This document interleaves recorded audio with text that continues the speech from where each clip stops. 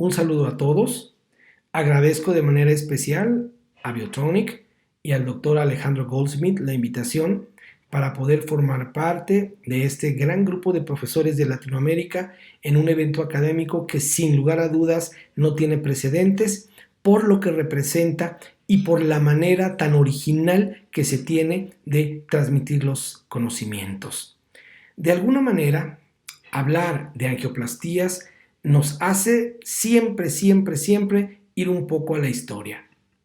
Y en la historia tenemos al doctor Charles Dotter en 1960, que reporta el caso de una paciente que tenía una isquemia crítica con lesiones importantes en su pie y que él sometió a un procedimiento endovascular, abriendo la arteria femoral, obteniendo un resultado satisfactorio en relación a la recuperación de la paciente y a la cicatrización de las heridas. Esto lo compartió con sus amigos, uno de ellos el doctor Judkins, quienes ustedes conocen perfectamente, también por sus aportes a lo que hacemos y por todo lo importante que ambos representan en la historia del desarrollo de la cirugía endovascular. La enfermedad arterial es la principal causa de morbimortalidad después de la enfermedad coronaria y cerebrovascular en el mundo. La claudicación intermitente es el síntoma más común de la enfermedad arterial, aunque solamente lo encontramos en el 10% de los pacientes. Del 10 al 20% de los pacientes claudicadores empeoran sus síntomas y 1 a 2% van a llegar a la isquemia crítica. De estos pacientes con isquemia crítica, el 25% puede perder una extremidad y otro 25% puede morir por complicaciones cardiovasculares. La angioplastía, pues, es la base técnica de los procedimientos endovasculares que realizamos dentro del sistema circulatorio. Pero debemos tener algunas pautas específicas para poder realizarla. Y esas pautas nos las dan muchas veces estudios de imagen iniciales, estudios de ultrasonido iniciales o algún otro tipo de elemento diagnóstico que nos permita evaluar primero la localización de la lesión, la extensión de la lesión, la morfología de la lesión en un grado de estenosis o en un grado de oclusión, la calcificación de la lesión que estamos evaluando y lo más importante tal vez, el estado clínico del paciente para saber qué tan importantes son sus comorbilidades y qué tanto pueden influenciar en un resultado bueno o no tan bueno cuando decidimos someter al paciente a una cirugía endovascular de este nivel. Todos quisiéramos que la angioplastía fuese un procedimiento sencillo y encontrarnos pacientes que realmente se apegaran a la anatomía que dicen los libros y pensar que esa anatomía nos va a permitir encontrar pacientes que puedan tener arterias que no se vean tan enfermas, que puedan tener lesiones que sean perfectamente localizadas y que no nos generen mayor problema al momento de evaluarlos y hacer su diagnóstico. También arterias que sean adecuadas para darle una buena salida al procedimiento que queremos hacer y todo esto en su conjunto darnos la oportunidad de poder evaluar de una manera correcta al paciente pensando en que la solución desde el punto de vista técnico va a ser adecuada. Sin embargo, a veces esto no es tan simple. En este ejemplo les presento una lesión crítica en una arteria femoral en el tercio distal que técnicamente no se ve tan compleja, no se ve tan difícil y quisiéramos que así fueran todas, que fueran no oclusivas, no calcificadas, cortas y que nos permitiese tener un acceso adecuado para poder resolverlo. De alguna forma, esto nos permite tomar las medidas pertinentes, hacer las evaluaciones matemáticas adecuadas para elegir de una manera adecuada el material, pero también muchas veces ver que anatómicamente es posible tener una visión completa de lo que estamos buscando y esa visión completa de lo que estamos buscando nos permite ubicar perfectamente la lesión que queremos tratar y ver entonces que esto nos va a permitir tener una posibilidad adecuada de éxito cuando estamos tratando este tipo de pacientes. Así pues,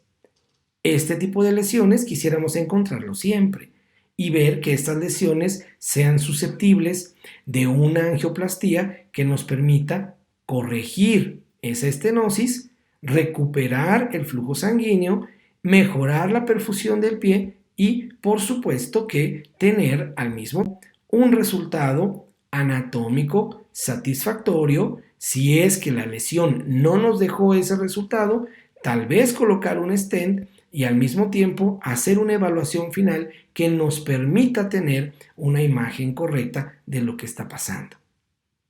Sin embargo, no todas las angioplastías pueden ser sencillas y habitualmente tenemos este tipo de pacientes, pacientes con isquemias críticas, con amenaza de pérdida de una parte de la extremidad o de toda la extremidad y que son sujetos de lesiones muy importantes, las cuales deben ser objeto de tratamiento endovascular como primera opción para tratar de rescatar la extremidad. Entonces,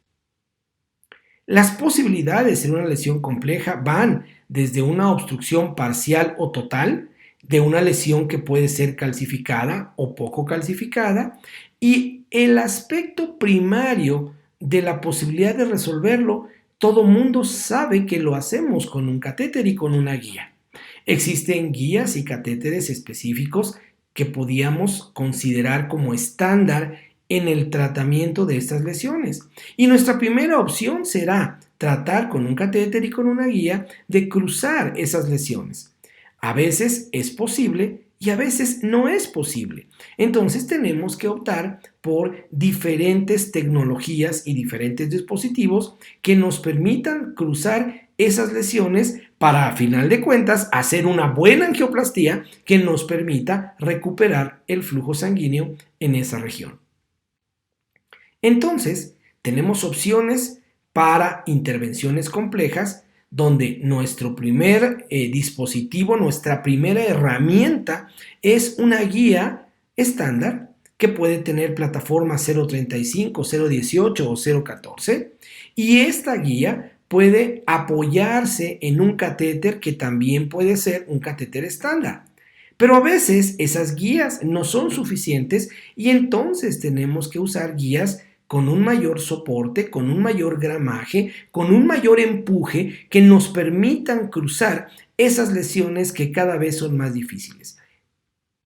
Esto nos lleva pues a acompañar esas guías diferentes ya de un soporte distinto, de un gramaje distinto, por catéteres distintos. Catéteres que están diseñados para cruzar lesiones importantes, lesiones obstructivas, lesiones serias. Y entonces tenemos muchos catéteres de diferentes empresas en todo el mundo que han sido diseñados para acompañar esas guías especiales y entonces también los encontramos en plataformas que van desde la 0.35, 0.18, 0.14 con la idea de apoyar esas guías ya especiales para tratar de resolver el problema que no se pudo resolver de entrada, con lo que nos permitiría haber hecho una angioplastía convencional sin mayor problema.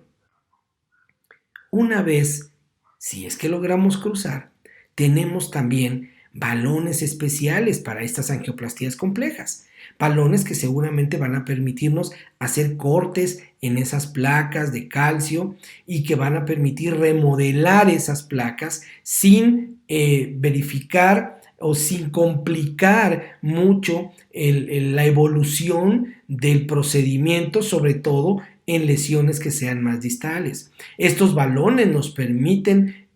modificar la conformación de esa placa y al mismo tiempo también nos evitan muchas veces el riesgo de disección o de empeoramiento de la parte técnica en esa pared arterial. Los balones entonces que a veces usamos para hacer una angioplastía van dirigidos no precisamente en ese momento a recuperar de manera definitiva el vaso, pero sí a mejorar las condiciones locales del vaso para que eso nos permita tener un buen resultado. Existen sistemas también que nos permiten romper, quitar esas placas, que a veces no es posible hacerlo con una guía específica, con un catéter de cruce específico o bien incluso con un balón que pudiese modificar la estructura interna de esa placa. Y entonces tenemos que existen aterotomos orbitales, aterotomos rotacionales, aterotomos con sistemas de cortes frontales o a veces aterotomos con sistemas de cortes direccionales. Al mismo tiempo tenemos algunos taladros maravillosos con punta de diamante que pueden penetrar esas placas o incluso el mismo láser que es a veces suficiente para poder hacer una vía de entrada por la cual pueda pasar una guía, un catéter y finalmente un balón para realizar la angioplastia buscando. A veces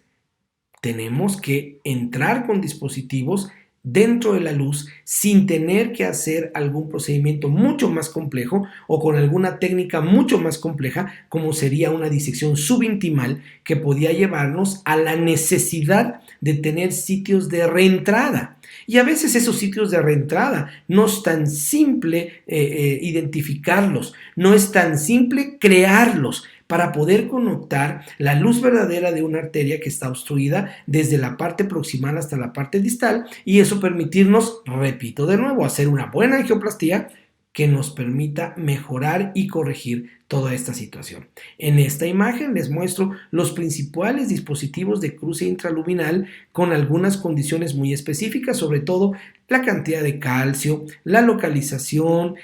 los sitios de reentrada, si se requiere o no se requiere stent, etcétera, etcétera. Son dispositivos diferentes, con tecnología, muchos de ellos distintas, pero que nos permiten de alguna manera entrar dentro de ese vaso si es que nuestras opciones anteriores no han sido satisfactorias.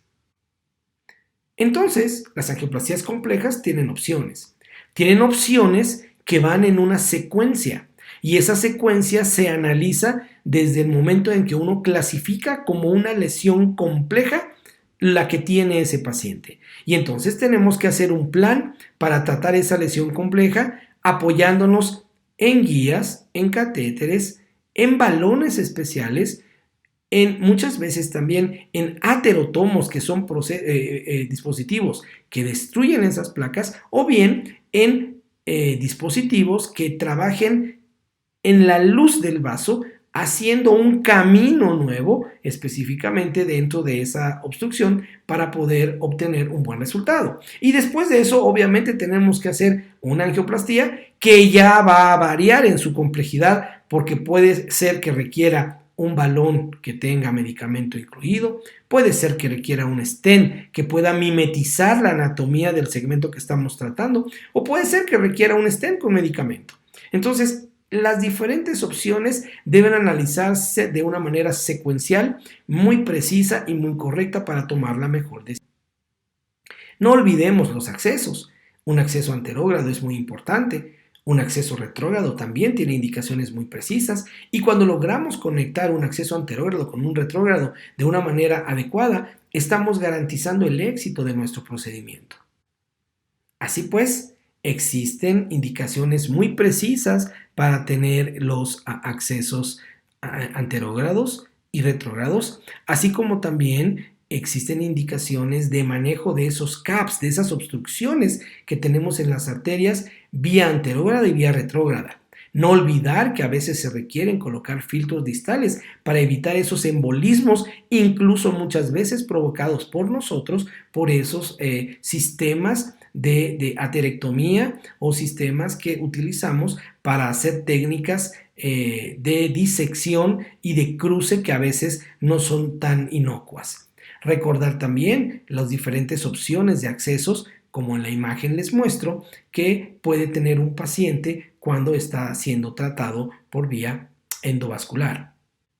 Y aquí les muestro algunas de las opciones que pueden complementar todo ese arduo trabajo de tratar de pasar una placa en las mejores condiciones para posteriormente hacer una buena angioplastía y si se requiere colocar un stent, pero muchas veces tiene que verse apoyado esto por stents que pueden ser simples o recubiertos, repito, aterectomías, ultrasonido intravascular, etcétera, etcétera. Esto permite conocer un algoritmo de cruce de lesiones complejas donde de alguna manera tenemos de un lado el abordaje anterógrado y de otro lado el abordaje retrógrado. Y cada uno tiene condiciones muy precisas para entender cómo poder cruzar y cómo mejorar en caso que tengamos una disección, una reentrada correcta a la luz verdadera y cómo hacer que todo este proceso sea un proceso exitoso y tratando siempre de evitar las mayores complicaciones. Por otro lado, cuando tenemos que utilizar técnicas de disección, como es una disección subintimal, para buscar una reentrada más adelante, también es interesante saber que se pueden tener algunas opciones de manera anterógrada o retrógrada, sobre todo cuando se va a usar algún dispositivo específico como los que les muestro en este cuadro, donde pueden ver qué puede usarse para hacer una buena reentrada, incluso cómo colocar y qué forma le podemos dar a la guía para poder favorecer que todos estos dispositivos se comporten de una manera adecuada y no haya mayores complicaciones al momento de atravesar estas lesiones. Aquí les muestro el seguimiento a un año de las distintas opciones endovasculares de que hemos platicado, desde una simple angioplastía, stents normales o estándar, stents cubiertos, stents con droga, los stents que hoy mimetizan la anatomía y que son excelentes en el segmento femoropopliteo, y finalmente los aterotomos o los sistemas de aterectomía. Todo en un seguimiento de un año, tiene permeabilidades no muy distintas entre sí, todos evidentemente por arriba de una angioplastía solita. Por eso estamos hablando de que las angioplastías complejas deben llevar condiciones muy precisas, tecnología específica y dispositivos bien elegidos para poder corregir este problema. Así pues, les muestro aquí un análisis bayesiano de Katsanos donde está evaluando este segmento arterial y está viendo cómo se pueden entrecruzar todas las opciones que podemos tener y cómo podemos usar unas primero, otras después, con la finalidad de poder obtener un resultado adecuado. Por otro lado, aquí les muestro una serie de estudios y trials que todos ustedes conocen evaluando diferentes dispositivos en el segmento femoropopliteo. Lo más importante de todo esto es recordar que lo que estamos buscando hacer con esto es tratar pacientes con este tipo de lesiones, pacientes que tienen en riesgo la extremidad y muchas veces la vida. Y sobre todo, lo que buscamos con esto es evitar este tipo de complicaciones que en realidad son devastadoras. Estos 3 pacientes son pacientes míos, pero que afortunadamente existen entre ellos entre 5 y 6 años de diferencia cuando uno tiene que hacer este tipo de procedimientos. En conclusión, la angioplastía puede ser un procedimiento simple o complejo, barato o caro, aplicable o no aplicable. En nuestro medio, en Latinoamérica, los costos a veces nos limitan mucho, pero también es cierto que un procedimiento como este, bien elegido, un paciente correcto, es suficiente muchas veces para poder salvar una extremidad. Muchas gracias a todos.